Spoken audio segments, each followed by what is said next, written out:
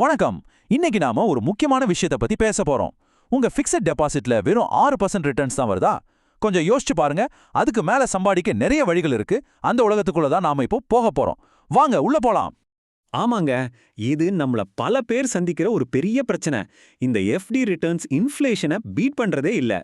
ஆனா கவலையே படாதீங்க, இதை விட பெட்டரான ஆப்ஷன்ஸ் நிறைய இருக்கு. அத பத்தி தான் நம்ம இன்னைக்கு டீடைலா பார்க்க போறோம். இந்த முழு டிஸ்கஷன்ல நாம என்னெல்லாம் பார்க்க போறோம்னா, முதல்ல எஃப்டியை தாண்டி என்னென்ன ஆப்ஷன்ஸ் இருக்குன்னு பார்க்கலாம். அப்புறம் அதெல்லாம் ஒன்னோட ஒன்று கம்பேர் பண்ணி அதுல இருக்கிற ரிஸ்க், ரேட்டிங்ஸ் இதெல்லாம் எப்படி புரிஞ்சுக்கிறதுன்னு கத்துக்கலாம். கடைசியா உங்களுக்கு ஏத்த மாதிரி ஒரு சூப்பரான போர்ட்ஃபோலியோவை எப்படி பில்ட் பண்றது, உங்க முதலீட்டை எப்படி பாதுகாக்கிறதுன்னு எல்லாத்தையும் தெளிவா பார்க்கலாம். ஓகே, வாங்க முதல் செக்ஷனுக்குள்ள போலாம். இங்க நாம 3 இன்வெஸ்ட்மெண்ட் ஆப்ஷன்ஸை பார்க்க போறோம். ஆனா ஒரு ட்விஸ்டோட அத 3 கேரக்டர்ஸா பார்க்க போறோம். அப்போதான் உங்களுக்கு ஈஸியா புரியும், மனசுலயும் நிக்கும். முதல்ல நம்ம மிஸ் எஃப்டி, ரொம்ப ஸ்டெடியான சேஃபான ஆளு, ஆனா ரிட்டர்ன்ஸ் கொஞ்சம் கம்மி. அடுத்து மிஸ்டர் கார்ப்பரேட் பாண்ட், இவர் ரிஸ்கையும் ரிட்டர்ன்ஸையும் பேலன்ஸ் பண்றதுல கெட்டிக்காரர். கடைசியா மிஸ்டர் எஸ்டிஐ, இவர் கொஞ்சம் காம்ப்ளிகேட்டட், ஆனா ரிட்டர்ன்ஸ் அள்ளி தருவார்.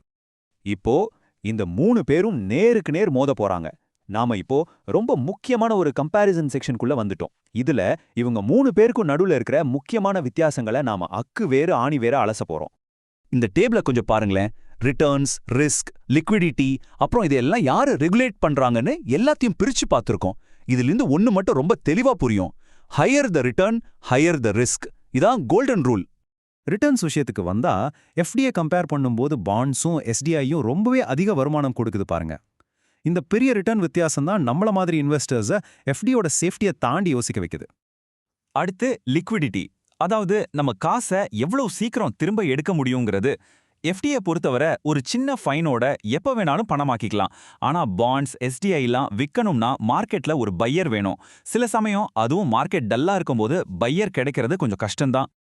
ஓகே, இப்போ நாம ரொம்ப ரொம்ப முக்கியமான ஒரு பகுதிக்கு வந்திருக்கோம். அதிக ரிட்டர்ன்ஸ் தர்ற இந்த இன்வெஸ்ட்மெண்ட்ஸ்ல ஜெயிக்கணும்னா முதல்ல ரிஸ்க் அப்படிங்கிற வார்த்தையோட உண்மையான அர்த்தத்தை நம்ம புரிஞ்சுக்கணும். வாங்க அந்த ரிஸ்கை எப்படி கண்டுபிடிக்கிறதுன்னு கத்துக்கலாம். த எக்கனாமிக் டைம்ஸ் என்ன சொல்லுது பாருங்க. அதிக மகசூல் பாண்டுகள்ல அதிக ரிஸ்க் இருக்கிறத காட்டுது. இதுதான் ஃபிக்ஸட் இன்கம் மார்க்கெட்டோட தாரக மந்திரம். சிம்பிளா சொல்லணும்னா ஒரு தராசு மாதிரி தான். ஒரு பக்கம் ரிட்டர்ன்ஸ் ஏற ஏற இன்னொரு பக்கம் ரிஸ்க்கும் ஆட்டோமேட்டிக்கா ஏறிடும். கிரெடிட் ரேட்டிங்னா என்ன? அது ஒரு கம்பெனியோட ரிப்போர்ட் கார்டு மாதிரி. அவங்க வாங்கின கடனை ஒழுங்கா திருப்பி கொடுப்பாங்களா மாட்டாங்களான்னு சொல்றது. ஐசிஆர்ஏ மாதிரியான ஏஜென்சிஸ் தான் இந்த ரேட்டிங்ஸை கொடுப்பாங்க. AAA ஹையஸ்ட் சேஃப்டி, அதாவது A+ ஸ்டூடெண்ட். அதே பிபிக்கு கீழே போச்சுன்னா டேஞ்சர்னு அர்த்தம், ரிஸ்க் ரொம்ப அதிகம். வாங்க ஒரு உதாரணம் பார்க்கலாம்.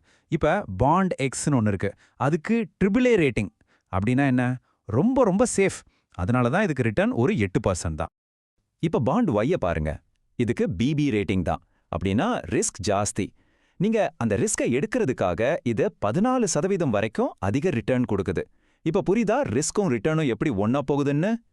இன்வெஸ்டர்ஸ் ஃபேஸ் பண்றதுலே பெரிய ரிஸ்க் இந்த டிஃபால்ட் ரிஸ்க் தான். சிம்பிளா சொல்லணும்னா, நீங்க கொடுத்த கம்பெனி வட்டியும் கொடுக்காம அசலையும் கொடுக்காம ஏமாத்திடுறது.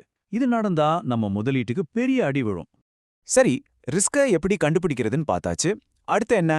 அந்த அறிவை வச்சு நமக்காக ஒரு ஸ்மார்ட்டான போர்ட்ஃபோலியோவை எப்படி உருவாக்குறதுன்னு பார்க்கலாம். இப்போ பிளான் பண்ண வேண்டிய நேரம். முதல் ஸ்ட்ராட்டஜி பேரு லேடரிங். ரொம்ப பாப்புலரான ஒன்னு. உங்க பணத்தை பல பாகமா பிரிச்சு 1, 3, 5 வருஷம்னு வேற வேற மெச்சூரிட்டி டேட் இருக்கிற பாண்ட்ஸ்ல போடுறீங்க.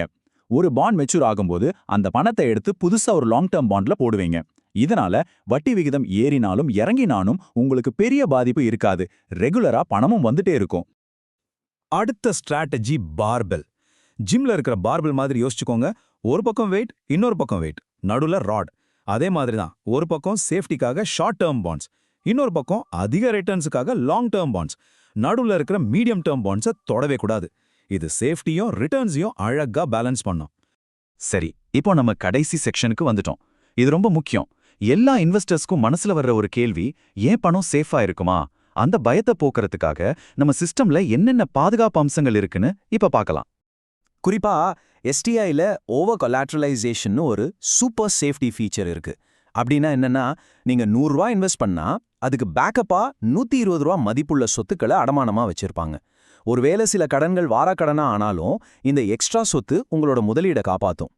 இது ஒரு நல்ல சேஃப்டி நெட். இப்ப எல்லாருக்கும் வர்ற ஒரு பெரிய டவுட் இதுதான். நான் இன்வெஸ்ட் பண்ற புரோக்கர் கம்பெனியும் இல்ல பாண்ட் வாங்குற பிளாட்ஃபார்மும் திடீர்னு மூடிட்டா என்ன ஆகும்? என் காசு கோவிந்தாதானா? கவலையப்படாதீங்க, உங்க முதலீடுகள் 100% சேஃப். ஏன்னா உங்க பாண்ட்ஸ்லாம் அந்த புரோக்கர் கிட்ட இல்ல, அது உங்க பேர்ல உங்க டிமேட் அக்கவுண்ட்ல பத்திரமா இருக்கு.